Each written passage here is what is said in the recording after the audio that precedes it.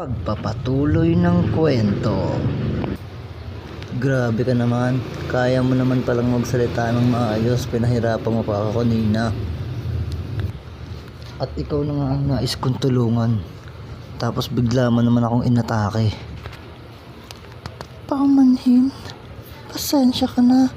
Nabigla lang ako nung bigla mo akong hinawakan. Ayos lang. Ano ba kasi yung bagay na nakabalot sa katawan mo?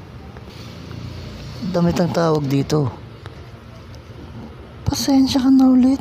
Hindi kasi ako taga rito. Anong ibig mong sabihin? Hindi ako taga rito sa daigdig na ito. Hindi ako tao. Ha? Ah. Alam kong kakaiba ka, pero yung sabihin nung isa kang taga-ibang planeta. Totoo, hindi ako nagsisinungaling. Hindi ba't nakita mo akong bumagsak mula sa itaas? Oo, pero Nais mo ng katibayan? Sige, heto.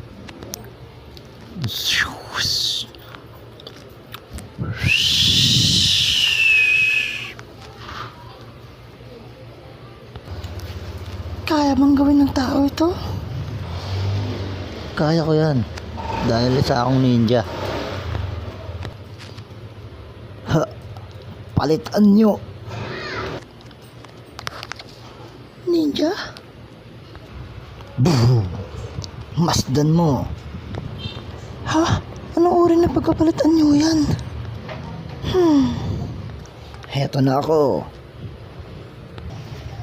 Ha? Ang laki niya. Nagulat ka, no? Hindi mo inaasahang ganito akong kalaki. Kaya hindi ako naniniwala na taga-iba kang planeta. Tayo na. Ha? Saan? Sa aming baryo. Bakit?